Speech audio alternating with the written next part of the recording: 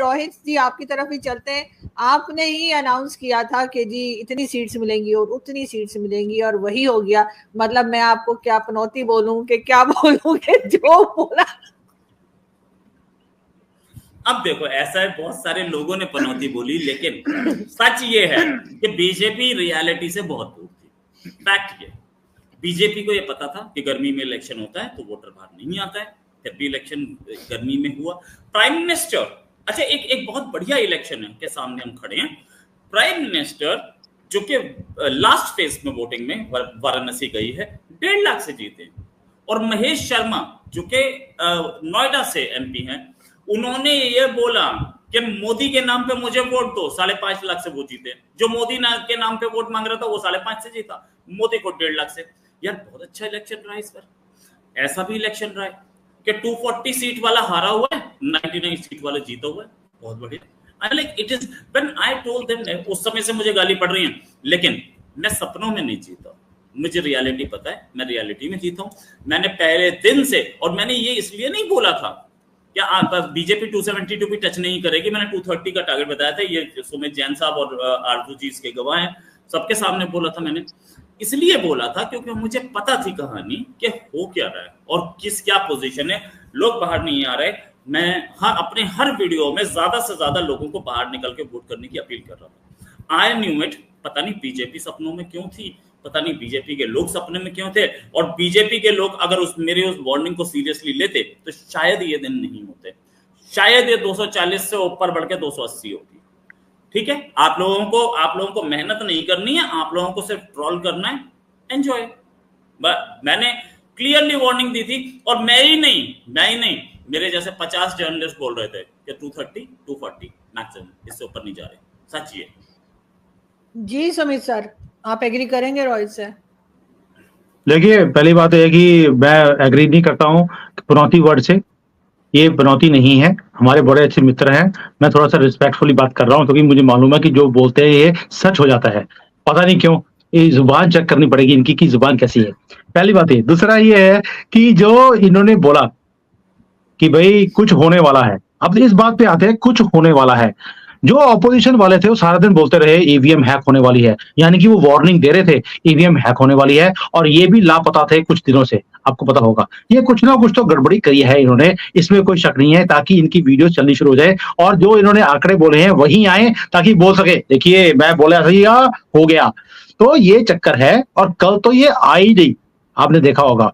यानी कि कल जो इनको काम दिया गया था ईवीएम हैक करने का, ये वहीं पे गए थे कुछ इकट्ठा करने के लिए। तो कल इसलिए छोटे मोटे अकाउंट्स, जैसे आपने बुलाया, ये नहीं आए। वो कहते हैं यार मेरा उठना बैठना बड़े लोगों से है, छोटे मोटे लोगों की बात मैं नहीं जाऊंगा। तो ये हमने कल देखा।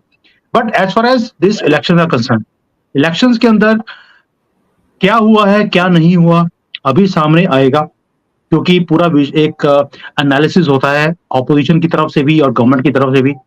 अभी मैं इसके ऊपर कोई भी एनालिसिस के ऊपर कोई भी बात करना नहीं चाहूंगा, क्योंकि इसमें बहुत कुछ हिडन है, बहुत कुछ है जो मैंने भी गवर्नमेंट को, जैसे इन्होंने बोला कि इन्होंने गवर्नमेंट को बताया कि भाई आपकी यहाँ पे गलतियां हैं।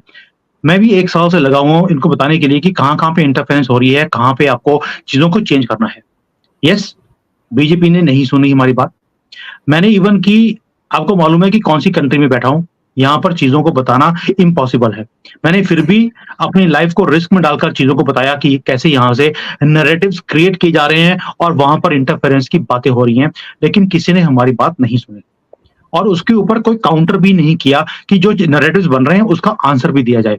मुझे लगता है कि अगर मेजर फैक्टर कोई रहा है वो है काउंटरिंग ऑफ दी नैरेटिव्स, और वो नैरेटिव्स को स्प्रेड करने में वो कामयाब हो गए ऑपोजिशन वाले, और गवर्नमेंट बिल्कुल नाकामयाब रही है उसको काउंटर करने के लिए। कहीं ना कहीं एरोगेंस थी, या तवज्जो नहीं दी, या इनको लगता था कि आएगा तो मोदी ही, वो चीजें डुबो गई इनको। लेकिन फिर भी वो जो है सुमित सर, आपको क्या लग रहा है कि अब गवर्नमेंट जो बनेगी नई, जो बीजेपी की गवर्नमेंट आएगी, कितनी स्ट्रांग होगी? मतलब जाहिर इलेक्शन की गवर्नमेंट तो अक्सर दबाव में रहती है, प्रेशर में रहती है। देखिए, पहली बात ये कि मोदी जी हैं, ये कभी भी वीक नाम तो इनके है ही नहीं, तो इसलिए ये वीकेंड भी मनाते नहीं है, कहते मेरा कोई भी एंड वीक नहीं है तो मैं वीकेंड क्यों मनाऊं। तो इसलिए मोदी जी हमेशा ही स्ट्रांग काम करेंगे, वीक काम कर नहीं सकते। और अगर उनको लगेगा कि मैं बहुत वीक पोजीशन में हूँ, हो सकता है वो रिजाइन ही कर दें कि मैं ये स्यापा नहीं कर सकता, ये छोड़ो परे, आप संभालो अपना काम, मैं तो जा रहा हूँ। तो कभी भी मोदी जी वीक पोजीशन में काम नहीं कर सकते, ना ही करेंगे। अगर उन्हें लगता है कि भाई मेरे नंबर्स कम हैं, मुझे नंबर्स को इंक्रीज करना पड़ेगा, तो उनके पास चाणक्य है नंबर्स को पूरे करने के लिए, वो कर देगा। मेरी रोहित जी से आज सुबह भी बात हो रही थी, and we both were very much on the same page कि ये जो नंबर्स हैं, नंबर्स पूरे करने पे ही पड़े तो नंबर्स पूरे कर लेंगे, क्योंकि वीकनेस के ऊपर मोदी जी काम कर लें ये पॉसिबल नहीं है। और इसलिए आपको लगता है कि मोदी जी वीक हो गए हैं, मैं आपको बता दूं मोदी जी वीक नहीं है, ना ही वीक रह सकते हैं। वो स्ट्रेंथ से ही काम करेंगे और जो उन्होंने सोच लिया है कि मैंने ये करना है, वो करके ही छोड़ेंगे। हाँ, थोड़ा-सा 1-2 महीने लेट हो सकता है, उसका मैंने पहले बता दिया, 6 नहीं 8 महीने बस, इससे ज़्यादा टाइम नहीं लगेगा। बाकी आप चिंता मत कीजिए, मोदी जी एक ऐसे आदमी हैं जिनके ना तो कोई एंड वीक है, ना ही वो वीक एंड पे जाकर काम कर सकते हैं। काम स्ट्रेंथ से करेंगे और पक्का करेंगे अगर उन्होंने सोच लिया। बल्कि जो वो बोलते हैं वो तो करते ही हैं, जो नहीं बोलते वो पक्का करते हैं। और जो बातें मैं बोल रहा हूँ वो इन्होंने अभी तक बोली नहीं है, वो पक्का करेंगे। बिल्कुल ऐसा ही है, लेकिन फखर अभी जो है यकीनन पाकिस्तान की तरफ भी तोपों का रुख हो जाएगा, क्योंकि यहाँ से फवाद चौधरी साहब ने कई बार कहा कि जी किसी को भी वोट दे दीजिए लेकिन बीजेपी को ना दीजिए, मोदी जी को ना आने दीजिए। तो कहीं ना कहीं ब्लेम अब पाकिस्तान की तरफ भी यकीनन आएगा कि कहेंगे कि यहाँ से भी प्रोपेगेंडा किया गया। क्या वाकई ऐसा लगता है? अच्छा देखिए, अगर फवाद चौधरी साहब ने बिल्कुल ये बातें तो उनकी हम ट्विटर पे देखते रहे हैं, ऐसा नहीं है कि कोई एक दफा नहीं, मुसलसल ये जो आखिरी 2-3 हफ्ते थे इलेक्शंस के, तो इसमें तो वो बड़े एक्टिव थे। तो कोशिश उन्होंने अपनी की, लेकिन मुझे ये नहीं लगता कि इंडियन अवाम के ऊपर फवाद चौधरी का इतना इन्फ्लुएंस होगा कि वो चीजों को चेंज करवा दें। हो सकता है कि कुछ थोड़े से मतलब लोगों ने, लेकिन इतना बड़ा आई डोंट थिंक सो कि मतलब वो इतने इन्फ्लुएंशियल आदमी है कि उनका इंडिया के 140 करोड़ की जनता के ऊपर इतना इन्फ्लुएंस हो कि वो मोदी जी के बजाय जो है किसी और को या किसी और को वोट करें या वोट ना करें।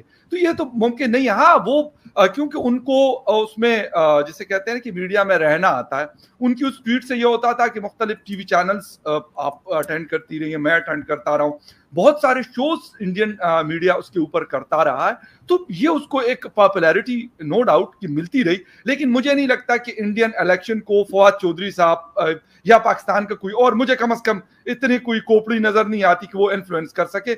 हाँ, जो बड़ी ताकतें हैं दुनिया की, उनका सर मैडम मैं कह सकता हूं कि वो आप उनको नहीं वो कर सकते, एक्सक्लूड नहीं कर सकते कि मैं कहूं कि जी अमेरिकन नहीं ऐसा कर सकते, या चाइनीज का कल सुमित जैन साहब ने मेरे शो में भी नाम दिया, या इस तरह के और भी दुनिया में लोग होते हैं कि वो उन्होंने ट्राई की होगी, मुख्तलिफ तरीके कार इस्तेमाल किए होंगे, वो पॉसिबल है, मैं बिल्कुल उसको मानता हूँ। लेकिन फवाद चौधरी साहब वाला मुझे मतलब वैसे हजम होने वाली बात नहीं है। हाँ, खैर फवाद चौधरी साहब एक वैसे ही अपना एक स्टेटमेंट दिया करते हैं, exactly. वो मतलब थोड़ा सा एक्टिव रहते हैं वो सोशल मीडिया पर। लेकिन रोहित, आप कल सारा दिन कहाँ थे और 2 दिन से भी आप मिल नहीं रहे थे, और गुड क्वेश्चन, क्या कर रहे थे आखिर आप इलेक्शन से पहले, वायरस डालने के अलावा? बताया ना, पेच का लेके घूम रहा था मैं, वही काम कर रहा था ना, वह ईवीएम टू ईवीएम। अब बात यह है कि फवाद चौधरी साहब जो हैं वो, उनकी बीवी उनकी बात नहीं सुनती, इंडियन वोटर का सुनेगा, तो वो फवाद चौधरी जो बोल गए पार में जाए। लेकिन हाँ, इस बार एक चीज रही है कि ये जैन साहब के सामने क्या बॉलीवुड एक्ट्रेस बैठी है जिसको ऐसे देख रहे हैं, क्या हुआ, ये फिर से हैंग हो गया लगता है। अच्छा, एनीवेज, दो जैन साहब आ रहे हैं। जैन साहब ऐसे देख रहे हो ना आप, जैसे मुझे लगा कि जैसे मतलब क्या बोलूंगा अब आपको, पब्लिक फवाद चौधरी के लिए बता रहे थे रोहित शर्मा के उनकी बीवी उनकी बात नहीं सुनती, तो मेरे ख्याल किसी की बीवी भी बात नहीं सुनती, आपकी भी नहीं सुनती होगी। नहीं, मेरी बीवी मेरी पूरी बात सुनती है, आप लोग बिल्कुल उसमें टांग ना अड़ाएं, ठीक है ना। और प्लीज मेरी बीवी को भड़काए भी ना आप, ठीक है। वो जहाँ तक बात जाती है जैन साहब बताएंगे। मैं एक चीज बता रहा हूँ कि बात ये है कि एक बात समझें कि इस बार का जो मैंडेट है, that mandate is something very different. UP में जिस तरीके का मैंडेट हमें दिखा है, ये एक फवाद चौधरी तो क्रेडिट ले ही ले, लेकिन कहीं ना कहीं तो प्रॉब्लम थी, and prime minister Modi will have to tackle with a lot of things. अभी से ही हमने देखा 2 बाबू एक चंद्रबाबू और एक नीतीश बाबू, ये दोनों के दोनों आप ही से लोकसभा स्पीकर की पोस्ट मांगने शुरू हो गए हैं, 6 मिनिस्ट्रियल पोस्ट पोर्टफोलियो मांगने शुरू हो गए हैं। तो डिमांड्स अब बढ़ेंगी, थोड़े कंस्ट्रेंट्स में तो प्राइम मिनिस्टर को काम करना पड़ेगा। वो दिन गायब हो गए, वो दिन नहीं है जिन दिनों में हम सुनते थे कि 2 दिन बिल डिस्कस हुआ, तीसरे दिन पास। अब बिल का डिस्कशन पे करीब 15 दिन से ऊपर लगेंगे। ये मेजॉरिटी में कैसे कन्वर्ट होगी? वी हैव सीन जेएमएम कांड, झारखंड मुक्ति मोर्चा कांड, जहां पे मेजॉरिटी बनी थी, नरसिम्हा राव ने बनाई थी। वैसा भी इख्तियार किया जा सकता है गवर्नमेंट एंड पॉलिटिक्स, लेकिन क्या होगा पता नहीं।